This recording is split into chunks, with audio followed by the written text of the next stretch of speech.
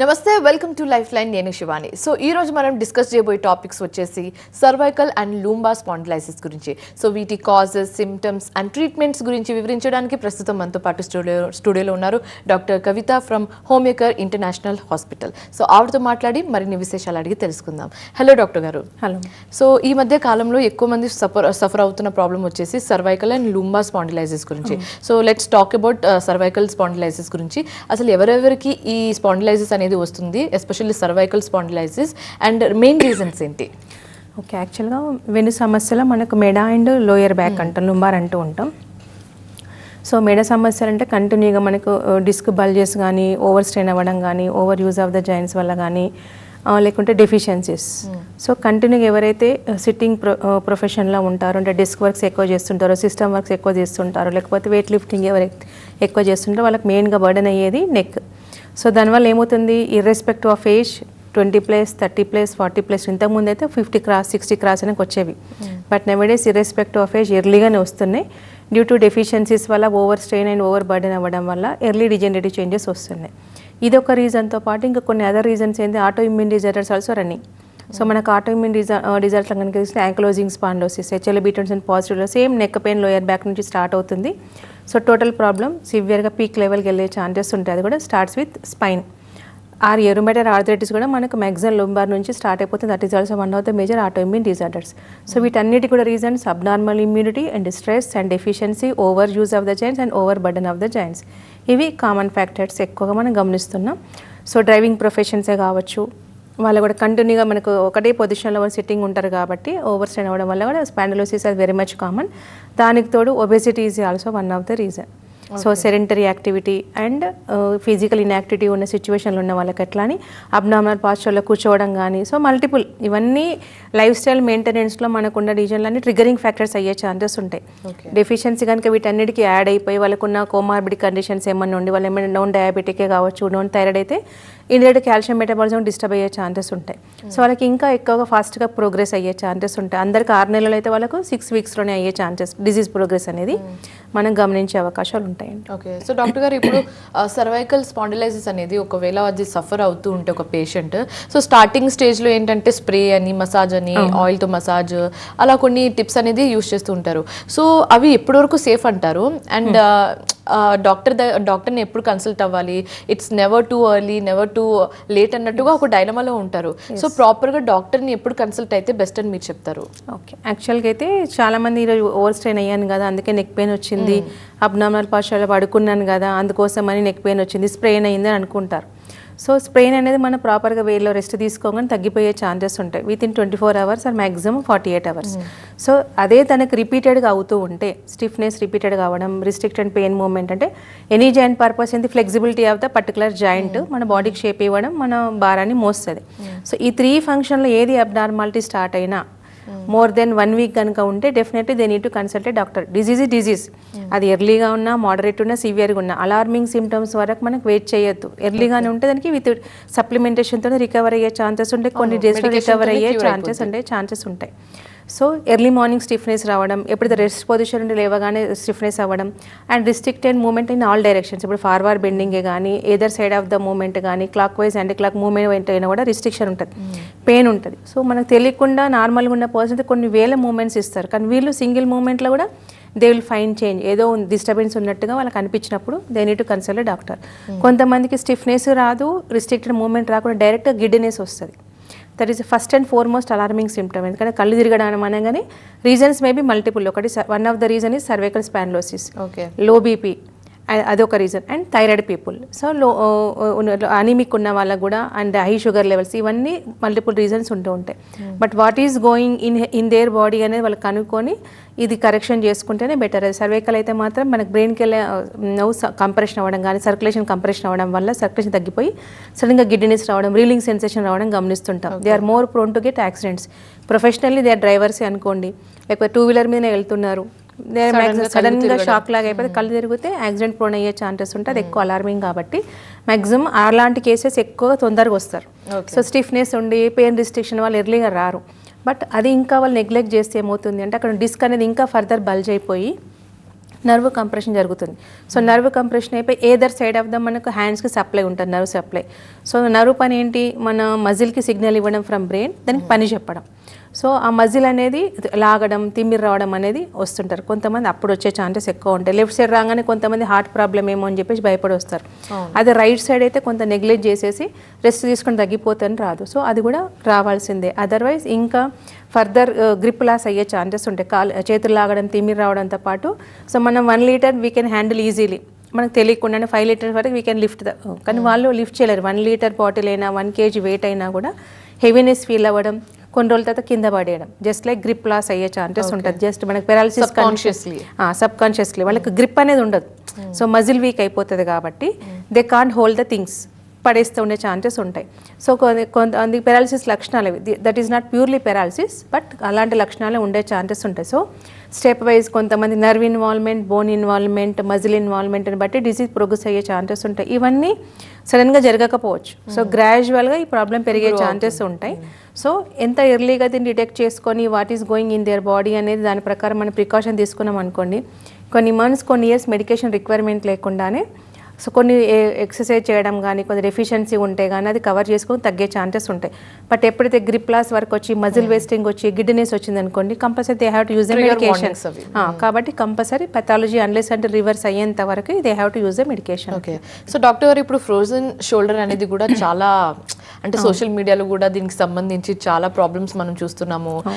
ప్రతి ఒక్కరికి అంటే ఈ ప్రాబ్లం అనేది ఇప్పుడు ఇంకా ఫ్రీక్వెంట్ అయిపోతుంది. సో ఈ ఫ్రోజన్ షోల్డర్ అంటే ఏంటి, ఎవరికి వస్తుంది, దీన్ని క్యూర్ చేయొచ్చు అంటారా? Frozen shoulder maximum diabetic people they are more prone to get. So restricted movement, periarthritis అంటూ ఉంటాం. ఆ పర్టికులర్ జాయింట్ అనేది షోల్డర్ ఎక్కువగా మనకి సివియర్గా పెయిన్ రావడం, వన్ సైడ్ ఏదర్ సైడ్ రావచ్చు. కొంతమందికి వన్ సైడ్ వచ్చి మళ్ళీ ఇంకొక సైడ్ కూడా వచ్చే ఛాన్సెస్ ఉంటాయి.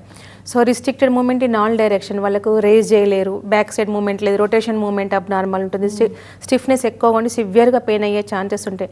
నార్మల్గా రోజువారీ చేసుకునే పనులు కూడా చేసుకోలేని పరిస్థితి. మ్యాక్సిమం ఇది డయాబెటిక్ పీపుల్, అన్కంట్రోల్ డయాబెటీస్ వాళ్ళకి ఎక్కువగా వచ్చే ఛాన్సెస్ ఉంటాయి. కొంతమందికి type 2 diabetes first frozen shoulder వచ్చినాకనే ఎందుకోసం చెక్ చేయించుకుంటే అప్పుడు డయాబెటీస్ తెలుసుకునే ఛాన్సెస్ ఉంటుంది. That is one of the symptom అది.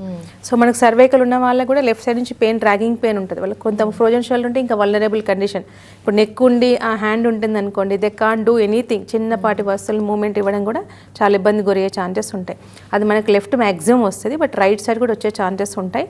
ఏదర్ సైడ్, 2 సైడ్లో కూడా వచ్చే ఛాన్సెస్ ఉంటాయి. సో దానికి కూడా మనకి నాన్ సర్జికల్లీ మనకు ఆల్ మూమెంట్స్ మెడికేషన్ ఎర్లీగా వస్తే టోటల్ మూమెంట్స్ వచ్చేసి పెయిన్ రిలీవింగ్ ఒకటే కాకుండా, సో నార్మల్ జాయింట్ ఏ విధంగా అన్ని మూమెంట్స్ ఇస్తే మన దగ్గర ఆ విధంగా కూడా మూమెంట్ వచ్చిన కేసెస్ ఆర్ దేర్. కొద్దిపాటి ఎక్సర్సైజ్ చెప్తుంటాం. ఎక్సర్సైజ్తో పాటు డెఫిషియన్సీ ఉంటే they need to do supplementation తీసుకోవాలి. And pathology will be going to be reverse with the homeopathic prescription. So ఈ పెథాలజీ ప్రోగ్రెస్ కాకుండా కంట్రోల్ అయ్యి మనం అది పెయిన్ తగ్గడంతో పాటు ఆల్ డైరెక్షన్స్ మూమెంట్స్ నార్మల్గా కూడా చేసుకోవచ్చు. ఓకే. సో డాక్టర్ గారు, మీరు ఇందాక అన్నట్టుగా డెఫిషియన్సీ ఉంటే కూడా ఇలాంటి ప్రాబ్లమ్స్ రావచ్చని. సో కొందరు ఏంటంటే without prescription, without doctor consultation వాళ్ళు ఇలా ఫార్మసీకి వెళ్ళి ఒక సప్లిమెంట్స్ తీసుకోవడం జరుగుతూ ఉంటుంది. సో ఇన్ జనరల్ సప్లిమెంట్స్ తీసుకుంటే ఎలాంటి ప్రాబ్లమ్స్ మనం ఫేస్ చేయొచ్చు అంటారు? సో యాక్చువల్గా వీళ్ళకి ఎక్కువ vitamin D deficiency, calcium deficiency ఎక్కువగా ఉండే ఛాన్సెస్ ఉంటాయి. అండ్ B12 డెఫిషియన్సీ కూడా మోస్ట్లీ ఇవే ఉంటాయి. ఎస్, మ్యాక్సిమం ఈ త్రీ ఆర్ ఎక్కువ డెఫిషియన్సీ ఉంటాయి. బట్ నవేడేస్ మనం తీసుకున్న ఆహారంలో we can't find any vitamin D. మన హెల్దీ ఫుడ్ లేకపోవడం, సన్ ఎక్స్పోజర్ లేకపోవడం, ఫుడ్లో మనకి విటమిన్ దొరకకపోవడం one of the major concern. And మన క్లోజ్డ్ ఏరియాస్ని ఎక్కువ వర్క్ చేయడం, నైట్ షిఫ్ట్స్ ఎక్కువ వర్క్ చేయడం, ఇలాంటి వాళ్ళు కూడా డెఫిషియన్సీ ఎక్కువగా ఉంటుంది. అండ్ సెడెంటరీ యాక్టివిటీ, మార్నింగ్ లేవడం అనేది లేకుండా ఉంటే కూడా లేట్ ఉన్నది కూడా సన్ ఎక్స్పోజర్ అనేది వెరీ రేర్. ఏసీ వెహికల్స్లో తిరగడం అది కూడా అంటే స్టెప్ బై స్టెప్ ఇవన్నీ చేంజెస్ ఇన్ లైఫ్ స్టైల్లో ఉండే ఇవన్నీ మనకు డెఫిషియన్సీ పెరిగినాయి. సో దీనివల్ల ఏమవుతున్నాయి, అవుట్ ఆఫ్ 10 కేసెస్ మనకి 8 పీపుల్కి విటమిన్ డెఫిషియన్సీ ఉంటుంది. But at the same time మనకు వితౌట్ ఎనీ నాలెడ్జ్ లేకుండా కూడా ఎక్సెసివ్ వేసేసుకుంటే అయిపోతుంది, కానీ ఎక్సెసివ్ యూజ్ చేసినా దానంత టాక్సిసిటీ మనకి ఇంకొకటి చేయదు. So vitamin D normal range 30 to 100, below 50-80 వరకు అయితే నార్మల్ రేంజ్ ఉంటుంది, మనకి ఎలాంటి ఇబ్బందులు ఉండవు. బట్ ఇట్ క్రాస్ టు 100 అయితే కనుక టాక్సిటీ వచ్చే ఛాన్సెస్ ఉంటాయి. సో కాబట్టి డెఫినెట్ బ్లడ్ చెకప్ చేయించుకున్న తర్వాతనే సో కన్సల్ట్ డాక్టర్ చెప్తారు, ఇన్ని వీక్స్ వాడండి, ఇది ఈ విధంగా ట్యాంపరింగ్ చేయండి, మధ్యలో గ్యాప్ ఇచ్చేసి అవసరం ఉంటే మళ్ళీ యూజ్ చేయండి అని చెప్తుంటారు. అదే దే హ్యావ్ టు ఫాలో. ఒకసారి కలిసినాం కదా ఎందుకులే వై టు గో అగైన్ అనేది కాకుండా డెఫినెట్లీ ప్రాబ్లం ఉన్నప్పుడు మాత్రం కన్సల్ట్ అయిపోయి ప్రాపర్ ట్రీట్మెంట్ తీసుకుంటే కరెక్షన్ అయ్యే ఛాన్సెస్ ఉంటాయి. సిమిలర్ మన బాడీలో విటమిన్ డెఫిషియన్సీ ఉంటే మనం కాల్షియం రిచ్ ఫుడ్ తీసుకున్నా కూడా బాడీ అబ్జర్ప్షన్ చేసుకోదు. So body needs vitamin D ప్రాపర్గా ఉంటేనే మనం తీసుకునే కాల్షియంకి న్యాయం జరుగుతుంది, బాడీ అబ్జర్ప్షన్ పెరిగే ఛాన్సెస్ ఉంటాయి. సో అప్పుడు కూడా పెయిన్స్ తగ్గే ఛాన్సెస్ ఉంటాయి. నేను వాడుతున్నాండి కాల్షియం బట్ స్టిల్ నాకు పెయిన్స్ ఉన్నాయి అంటూ ఉంటారు. అందుకని తరో చెకప్ వాట్ ఈజ్ ఏం డెఫిషియన్సీస్ ఉన్నాయి, ఎంతకాలం వాడాలి మెడిసిన్స్, అది డిసీజ్ పెథాలజీ ప్రోగ్రెస్ అయిందా, ఓన్లీ డెఫిషియన్సీ వరకే ఉందా, ఫిజియలాజికల్లీ ఉందా, పెథలాజికల్లీ ఉందా, దాని ప్రకారం మన ప్రోగ్నోసిస్ వీ కెన్ జడ్జ్ సర్జికలా ప్యూర్లీ నాన్ సర్జికలా ప్యూర్లీ అనేది మనం డిసైడ్ చేసుకొని వాడితే కనుక ఇలాంటి ఇబ్బందులు లేకుండా చూసుకోవచ్చు. At the same time diet ఏ విధంగా ఇంపార్టెంటో exercise is also very much important. So చాలామంది టీవీలు చెప్తూ ఉంటాం, సో నెక్ ఎక్సర్సైజ్ చేసేస్తే ఫిజికల్ యాక్టివిటీ ఉంటే అయిపోతుందంట, నెక్ పెయిన్ రాగానే ఎక్సర్సైజ్ చేయడం అనేది కాదు. సో కన్సర్న్ డాక్టర్ చెప్పిన ప్రకారమే వెళ్ళాలి. ఎందుకంటే గిడినెస్ ఉన్న వాళ్ళు they need to avoid the exercise. So మనకు కంపల్సరీ ఇప్పుడు మనకు నెక్ పెయిన్ ఉంది, స్ట్రెచ్ ఎక్సర్సైజ్ కొద్దిగా చేయడం వల్ల ఇబ్బంది ఏమి ఉండదు. Anti clockwise movements and ఫిజియోకి వెళ్ళినా ఇబ్బంది లేకుండా ఉంటుంది. బట్ వేరే సర్వికల్ స్పాండోస్ లక్షణం కిడ్నీసే కదా అని చెప్పేసి వాళ్ళు ఎక్సర్సైజ్ చేశారనుకోండి ఇంకా ప్రాబ్లం క్రియేట్ అయ్యే ఛాన్సెస్ ఉంటాయి. They need to strictly avoid the exercise. So unless and giddiness తగ్గేంత వరకు ఇప్పుడు మన దగ్గరకు వచ్చిన వాళ్ళకి కూడా వాళ్ళకి ఎక్సర్సైజ్ చార్ట్ అనేది ఇవ్వం. సో గిడ్నీస్ తగ్గిన తర్వాతనే వీళ్ళు provide the cervical exercise chart అని ఇస్తాం, అప్పుడు వాళ్ళని చేయమని చెప్పడం అనేది జరుగుతుంది. So exercise is also very much important. అది కూడా with concern of the doctor తీసుకొని ప్రాపర్ ట్రీట్మెంట్ తీసుకుంటే ప్రాబ్లం ఇబ్బంది లేకుండా కరెక్షన్ చేసుకోవచ్చు. ఓకే, సో డాక్టర్ గారు సర్వైకల్ స్పాండిలైసిస్ని ఎలా డయాగ్నోస్ చేస్తారు? ఓకే, యాక్చువల్గా సిమ్టమ్స్ ఇందాక చెప్పిన ఎనీ సిమ్టమ్స్ ఎన్ని రోజుల నుంచి అనేది సైన్స్ అండ్ సిమ్టమ్స్ కనుక్కుంటాం పేషెంట్ దగ్గర నుంచి.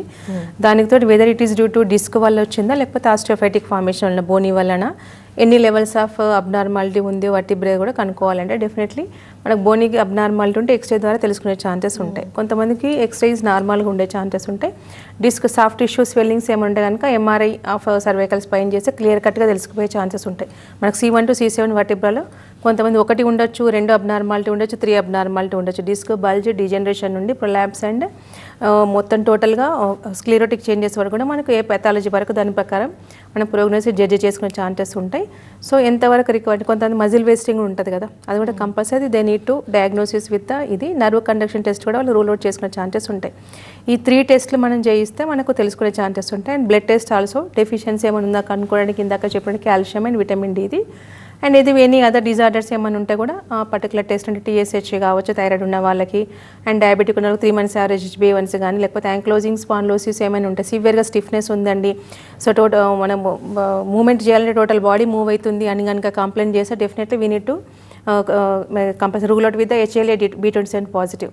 అండ్ యాంక్లోజింగ్ స్పాండిలోసిస్ ఉందా లేదా కూడా మనకు అది రూల్ అవుట్ చేయాలి. దట్ ఈస్ ఇందాక చెప్పిన ఆటోఇమ్యూన్ డిజార్డర్ కాబట్టి రక్త పరీక్షలో మనకు అది కూడా రూల్ అవుట్ అవుతుంది. అది రూల్ అవుట్ అయితే మిగిలిన వాటికి ఇబ్బంది లేదు. అది ఉంటే కనుక ఎక్కువ కాలం మెడికేషన్ రిక్వైర్మెంట్ ఉండే ఛాన్సెస్ ఉంటాయి. అన్లెస్ అంటిల్ ట్రీట్మెంట్ అది పాజిటివ్ అనేది నెగిటివ్ అయ్యేంత వరకు వాడితేనే వాళ్ళకి టోటల్ రికవరీ ఉండే ఛాన్సెస్ ఉంటాయి. ఇది ఎక్కువ మిడిల్ ఏజ్ గ్రూప్ వాళ్ళకి వస్తుంది, 20 to 30 ఏజ్ పీపుల్ వస్తుంది కాబట్టి కంపల్సరీ అది మనం రూల్ అవుట్ చేస్తేనే బెటర్ అయ్యే ఛాన్సెస్ ఉంటాయండి. ఓకే, సో ప్రాపర్గా ట్రీట్మెంట్ ప్రాసెస్ ఏ విధంగా ఉంటుంది సర్వైకల్ స్పాండిలిసిస్తో సఫర్ అవుతున్న వాళ్ళకి? సో కొంతమంది డైరెక్ట్ స్టిఫ్నెస్ ఉండగానే వస్తారు, కొంతమంది గిడ్డినెస్తో వస్తూ ఉంటారు, కొంతమంది చేతులు లాగడం తిమ్మి రావడం అంటుంది, కొంత ఆల్మోస్ట్ గ్రిప్ లాస్ ఉన్న కేసెస్ వరకు వస్తారు. సో వాళ్ళకున్న ఏజ్ ప్రకారం కానీ వాళ్ళకున్న డెఫిషియన్సీ వల్ల కానీ వాళ్ళకున్న అదర్ ఏమైనా డిజార్డర్స్ ఏమైనా ఉన్నాయా, అవి కంట్రోల్గా ఉన్నాయా లేవా అని దాన్ని మనం first we need to rule out. దాని ప్రకారం అది కంట్రోల్గా లేదనుకోండి, ఆ comorbid condition we need to take care of the, అది కూడా కంట్రోల్ చేయాల్సిందే. అది చేస్తేనే ప్రాబ్లం టోటల్గా ఫాస్ట్గా రెక్టిఫై అయ్యే ఛాన్సెస్ ఉంటాయి. అండ్ ఇది కనుక చూసుకుంటే మనకు స్పాండిలోటిక్ చేంజెస్ కన్నా ఉన్నా లేకపోతే HLA B27 పాజిటివ్ ఉన్నా కూడా మనకు రివర్స్ అయ్యే ఛాన్సెస్ ఉంటాయి. మనకి ఇచ్చే మెడికేషన్ డీజనరేషన్ అనేది ఆపేస్తుంది, అంటే డిసీజ్ ప్రోగ్రెస్ అనేది ఫస్ట్ స్టాప్ చేస్తుంది. సో ఇంకా ఫర్దర్ ప్రోగ్రెస్ లేకుండా కంట్రోల్ అయిపోయి రివర్స్ అవుతుంది. అండ్ డిస్క్ బల్జ్ ఉంటే కనుక కంప్రెషన్ తొందరగా నార్మల్గా అయిపోయి రీజనరేషన్ అవుతుంది కాబట్టి సో నర్వ్ కంప్రెషన్ ఫస్ట్ తగ్గే అవకాశాలు ఉంటాయి. సో చేతులు లాగడం అనేది తిమ్మిరి రావడం అనేది ఫస్ట్ తగ్గుతుంది. Then grip will also maintain. ఇప్పుడు నర్వ్ కరెక్షన్ అయింది అనుకోండి, automatically separate the muscle will become normal కాబట్టి grip will also they will gain as they have before. So muscle weakness కూడా తగ్గే ఛాన్సెస్ ఉంటుంది. దెన్ పెయిన్ తగ్గిపోయి giddiness ఉంటే giddiness తగ్గిపోయి నార్మల్గా అయ్యే కండిషన్స్ ఉంటాయి. నథింగ్ బట్ రిపేరింగ్ వేలో nerve muscle disc and bone repairing వేలో వెళ్ళే ఛాన్సెస్ ఉంటాయి. ఇవి మనకు కొన్ని మంత్స్లోనే రికవర్ అయ్యే ఛాన్సెస్ ఉంటాయి. But in case of bony growth ఉందనుకోండి, ఆస్ట్రోఫైటిక్ కాంప్లెక్స్ ఉండి బోనీ గ్రోత్ ఉంటే మాత్రం it will take more time. So అది మనకు నార్మల్గా డిస్క్ బల్జ్ నార్మల్ చేయడానికి ఈజీ అవుతుంది. But in case of bony growth ఉంటే మాత్రం it will take more time కాబట్టి అది కొన్ని సంవత్సరాలు మెడికేషన్ వాడాల్సిన అవకాశం ఉంటాయి. బట్ మీన్ వైల్ ఇంకా ఫర్దర్ వేరే ప్రోగ్రెస్ కాకుండా ఆపి చాలామందికి ఇప్పుడు ఎఫెక్టెడ్ హ్యాండ్ అనే నాన్ హెల్దీ హ్యాండ్ కనుక కంపేర్ చేస్తే చాలా డ్రూప్ అయిపోయి చాలా వీక్ ఉన్న హ్యాండ్స్ కూడా ఉంటుంటాయి. అట్లాంటి వాళ్ళకు కూడా ఎక్కువ కాలం పట్టే ఛాన్సెస్ ఉంటాయి. బట్ బిఫోర్ దట్ ఇప్పుడు వాళ్ళు వస్తే కనుక definitely they will find the change, తొందరనే కరెక్షన్ అయిపోయే ఛాన్సెస్ ఉంటాయి. చాలామంది పెయిన్ భరించలేకపోతున్నాం, హోమియోపతి చాలా స్లోగా కదా అని పెయిన్ కిల్లర్స్ వేస్తూ ఉంటారు. సో పెయిన్ కిల్లర్స్ వల్ల మీకు ఓన్లీ పెయిన్ రిలీఫ్ మాత్రమే ఉంటుంది తప్ప డిసీజ్ ప్రోగ్రెస్ అది ఆపదు. ఫర్దర్ ఇంక డిసీజ్ ప్రోగ్రెస్ అవుతూనే ఉంటుంది, బట్ మీకు తెలీదు. It may leads to emergency condition, surgical వరకు వెళ్ళే ఛాన్సెస్ ఉంటాయి. కొన్ని వారాల్లో నెలల్లో అయితే కంపల్సరీ అయ్యే ఛాన్సెస్ ఉంటాయి. బట్ వేరే హోమియోపతి వల్ల నీకు ఎమర్జెన్సీ కండిషన్ క్రియేట్ కాదు, ఎందుకంటే డిసీజ్ ప్రోగ్రెస్ ఉండదు కాబట్టి. వీళ్ళు ప్రిస్క్రైబ్ కాన్స్టిట్యూషన్లే కాబట్టి సేఫెస్ట్గా ఉంటుంది, సైడ్ ఎఫెక్ట్స్ ఉండవు. సో రివర్స్ అయ్యే ఛాన్సెస్ ఉంటాయి. ఇప్పుడు నెంబర్ ఆఫ్ మల్టిపుల్ వర్టిబ్రాస్ని బట్టి డ్యూరేషన్, కొంతమందికి నెలల్లో, కొంతమందికి సంవత్సరాలు. ఇందాక నేను చెప్పినట్టు యాంక్లోజింగ్ స్పాండిలోసిస్ అయితే కనుక నెగిటివ్ రావడానికి ఈజీగా 1 or 2 years పట్టే ఛాన్సెస్ ఉంటాయి. But symptomatically they will relieve from does itself. కొన్ని రోజుల్లోనే వాళ్ళకి తేడా గమనిస్తూ ఉంటారు. 5%, 20%, 30%, 40%, 60, 70, 80 లైక్ దట్ వాళ్ళకు ఇంప్రూవ్మెంట్ వచ్చే ఛాన్సెస్ ఉంటాయి. కంప్లీట్గా రివర్స్ అవ్వడానికి ఇట్ విల్ టేక్ టైం. వాళ్ళు రెగ్యులర్ యాక్టివిటీస్ వాళ్ళు చేస్తూనే ఉంటూ ఉంటారు, వాళ్ళు నార్మల్ కంఫర్ట్ వెళ్తూనే ఉంటుంటారు. రెస్ట్ అనేది ఉండదు, ఎందుకంటే ప్రొఫెషనల్లీ వీ కాంట్ అది చేయలేం కాబట్టి. అట్లా ఓవర్ బర్డెన్ చేయకుండా నార్మల్ ఎక్సర్సైజ్ ఎలాంటి డే 1 nights మనం చెప్పడం అనేది జరుగుతుంది. ఆ ఎక్సర్సైజ్ చేసుకుని డెఫిషియన్సీ చెప్తాం, డిసీజ్ పరంగా మెడికేషన్ ఇవ్వడం ఉంటుంది. కాబట్టి 3 విధాలుగా మనకు లైఫ్ స్టైల్ అనేది ఏ విధంగా ఉండో చెప్తాం కాబట్టి ప్రోగ్రెస్ కనుక కంట్రోల్ రివర్స్ చేయొచ్చు. Non surgically it is purely curable అండి. అవుట్ ఆఫ్ 10 cases మనకు మోర్ దెన్ 8 cases సక్సెస్ అంటే ఆల్మోస్ట్ 80 to 90% సక్సెస్ రేట్స్ ఉన్నాయండి. ఓకే, సో డాక్టర్ గారు ఎన్ని రోజులు పడుతుంది నార్మల్ లైఫ్ని లీడ్ చేయడంలో, లేకపోతే నార్మల్ అవ్వడానికి? అంటే మెడికేషన్ స్టార్ట్ చేసిన తర్వాత ఎన్ని రోజులు ప్రాపర్గా పడుతుంది? సో యాక్చువల్గా సివియర్గా పెయిన్ ఉంది అనుకోండి, ఇప్పుడు గిడినెస్ డేస్ ఇట్ సెల్ఫ్ కొన్ని రోజుల్లో తగ్గే ఛాన్సెస్ ఉంటాయి. వాళ్ళు normal life they can lead, but precautions, ఇప్పుడు సడన్ నెక్ మూమెంట్ అనేది ఇవ్వడం అని చేయొద్దు. So neck collar they need to take support. Severe giddiness ఉండే వాళ్ళకి, ఏజ్డ్ పీపుల్కి అయితే. బట్ కొంతమందికి ఓకే నార్మల్గానే ఉంది అంటే కనుక they need to avoid long journeys, avoid చేయడం, స్ట్రేట్గా చూడడం అవాయిడ్ చేయడం. సో సిస్టమ్ వర్కే చేస్తుంటే కనుక every 10 to 15 minutes give a break అని చెప్తూ ఉంటాం. అట్లాంటి ప్రికాషన్ తీసుకుంటే నో ప్రాబ్లం. సో కొంతమందికి రోజుల్లోనే తేడా గమనిస్తారు, డిస్కంఫర్ట్ జోన్ నుండి కంఫర్ట్ జోన్లోకి వాళ్ళు వెళ్ళిపోతూ ఉంటారు. సో బట్ పెథాలజీ రివర్స్ అయ్యేంత వరకు they need to take support. కాబట్టి సో నార్మల్గా కొంతమందికి డిజీజ్ని బట్టి, ఇప్పుడు నెంబర్ ఆఫ్ వర్టిబ్రస్ మడ్ డిస్క్ బల్జీ పొజిషన్లో ఉందా, డిజనరేషన్ ఉందా, లేకపోతే ప్రొలాప్స్డ్ కండిషన్లో ఉందా. Prolapsed condition you to take more time. So bulge వరకు ఉందనుకోండి నార్మల్. నర్వ్ ఇన్వాల్వ్మెంట్ అయితే కనుక నమ్నెస్, తిమ్మిర్లు ఫస్ట్ తగ్గిపోతాయి. సో ఆ విధంగా కొన్ని వారాలు, నెలలు వాడుతూ ఉంటే కనుక రికవర్ అయ్యే ఛాన్సెస్ ఉంటాయి. ఓకే, సో డాక్టర్ గారు ఇప్పుడు నెక్ పెయిన్లో మెయిన్ రోల్ ఏమైనా ప్లే చేస్తుందంటే అది పిల్లో అని చెప్పొచ్చు. సో ఎలాంటి పిల్లోని వాడితే మంచిదని చెప్తారు? అండ్ హైట్ కూడా, పిల్లో వెయిట్ అండ్ హైట్ కూడా ఇంపార్టెంట్ కాబట్టి ఎలాంటి పిల్లో ఈజ్ ద బెస్ట్ అని మీరు చెప్తారు? సో నార్మల్గా సర్వైకల్ పిల్లో అని చెప్తూ ఉంటాము. సో థిన్ పిల్లో ఈజ్ వాడడం బెస్ట్. సో అది పొజిషన్ సెట్ థిన్ పిల్లో వాడి మధ్యలో గ్యాప్ కవర్ చేసుకుంటే that is enough. Long journey చేస్తే కూడా ఇంకా మనకి నెక్ సపోర్టివ్స్ కూడా దొరుకుతున్నాయి, అవి కూడా యూస్ చేస్తూ లాంగ్ జర్నీ చేయడం వల్ల సడన్ మూమెంట్స్ అవాయిడ్ చేసే ఛాన్సెస్ ఉంటాయి. But not in every case, కొంతమందికి అది నీడ్ ఉండే ఛాన్సెస్ ఉంటాయి. Proper position of sitting posture కూడా very much important. And standing అయినా కంటిన్యూస్ సిట్టింగ్ ఉన్నా కూడా అది కొంచెం మధ్యలో బ్రేక్ కనుక తీసుకుంటూ ఉంటే ఇబ్బంది లేకుండా వాళ్ళు కరెక్షన్ చేసుకునే ఛాన్సెస్ ఉంటాయి. అయితే డాక్టర్ గారు ఇది నేను చాలాసార్లు విన్నాను ఏంటంటే నెక్ పెయిన్ లేకపోతే బ్యాక్ పెయిన్ ఉంటే నేల మీద పడుకుంటే బెస్ట్ అని చెప్తారు, పిల్లో కూడా అసలు యూస్ చేయొద్దు అని చెప్తుంటారు. ఇది ఎంతవరకు నిజం అంటారు?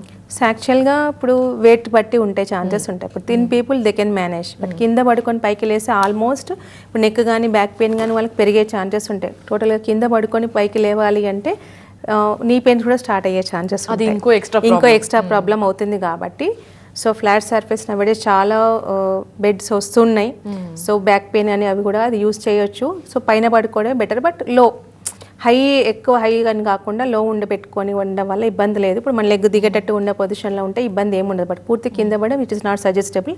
అట్లానే ఇట్లా మామూలుగా డీప్ ఉన్న వాటి మంచాలు కూడా పడుకోకూడదు. దానివల్ల ఏమవుతుంది, పొజిషన్ అబ్నార్మల్గా అయిపోయి సివియర్గా పెయిన్ వల్ల పెరిగే ఛాన్సెస్ కూడా ఉంటుంది. కాబట్టి flat surface and hard surface at next that will be fine. అది మెయింటైన్ చేస్తే ఇబ్బంది లేకుండా తొందరగా రికవరీ చేసుకోవచ్చు. ఓకే, సో డాక్టర్ గారు ఇప్పుడు సిస్టమ్ మీద ఎక్కువ ఎన్నో గంటలు వర్క్ చేసే వాళ్ళకి ఇలాగా అంటే సాఫ్ట్వేర్ వాళ్ళకి మీరు ఎలాంటి suggestions ఇవ్వాలనుకుంటున్నారు?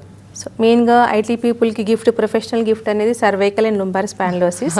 But they can't avoid their work, అది చేయాల్సిందే, ఇంపార్టెంటే. సో వాళ్ళకి deficiencies are very much common, ఎందుకంటే నైట్ షూట్స్ అట్లా ఎక్కువ ఉండడం, స్ట్రెయిన్ అవ్వడం, ఆ రెండు కాబట్టి. సో వర్క్ చేయాలి, బట్ బాడీ కంఫర్ట్ కూడా ఉండాలి కాబట్టి early morning sun exposure very much important. అది కొద్దిగా మోడరేట్ ఎక్సర్సైజ్ చేయడం, సో బాడీ మూవ్మెంట్ అనేది ఇంపార్టెంట్ కాబట్టి అట్లా అని జిమ్లకి వెళ్ళి జాయిన్ అవ్వమని చెప్పట్లేదు. ప్రాపర్ వేలో యోగా కానీ సూర్య నమస్కారాలు చేయడం వల్ల ఏమో total body is going to be stretch కాబట్టి అది బెనిఫిట్ అయ్యే ఛాన్సెస్ ఉంటాయి.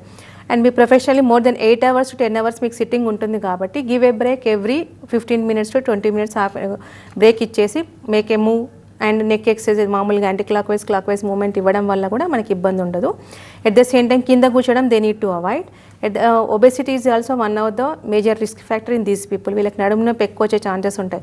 సో కంటిన్యూ సిట్టింగ్ వాళ్ళకి ఎక్కువ బెల్లీ ఫ్యాట్ ఎక్కువ ఉంటుంది కాబట్టి సో బాడీ మాస్ ఇండెక్స్ కొద్దిగా they have to maintain and sedentary activity avoid చేయడం and sleep pattern they have to maintain. Calcium rich food, vitamin D supplement అనేది తీసుకుంటే ఇబ్బంది లేకుండా ఉండొచ్చు. They can enjoy their life along with their work profession కూడా ఉండే chances ఉంటాయి. But stress is also very much, stress కూడా main role play చేసే ఛాన్సెస్ ఉంటాయి కాబట్టి సో మనకు మెడిటేషన్ చేయడం వల్ల కానీ ఏమవుతుందంటే స్ట్రెస్ రిలాక్స్ అయ్యే ఛాన్సెస్ ఉంటాయి. సో వాళ్ళ ట్రిగరింగ్ ఫ్యాక్టర్స్ ఏంటి, sedentary activity triggering factor and life స్టైల్లో మనకి హ్యాబిట్స్ అంటే ఏంటి, స్మోకింగ్ కానీ డ్రింకింగ్ కానీ they need to avoid. Continuous sitting, continuous standing they can't. అది చేయకుండా కనుక మెయింటైన్ చేస్తే ప్రాబ్లం వచ్చిన తొందరగా తగ్గే ఛాన్సెస్ ఉంటాయి. ఏవైందో హెరిడిటరీ ఉన్నా కూడా ప్రాబ్లమ్స్ రాకుండా కూడా మనం చూసుకోవచ్చు అండి. ఓకే, సో డాక్టర్ గారు సర్వైకల్ స్పాండిలైసిస్ గురించి వివరించినందుకు థ్యాంక్ యూ సో మచ్ అండి. సో ఇది వాళ్ళ లైఫ్ లైన్. మరో లైఫ్ లైన్తో మళ్ళీ కలుద్దాం. చూస్తూనే ఉండండి TV9.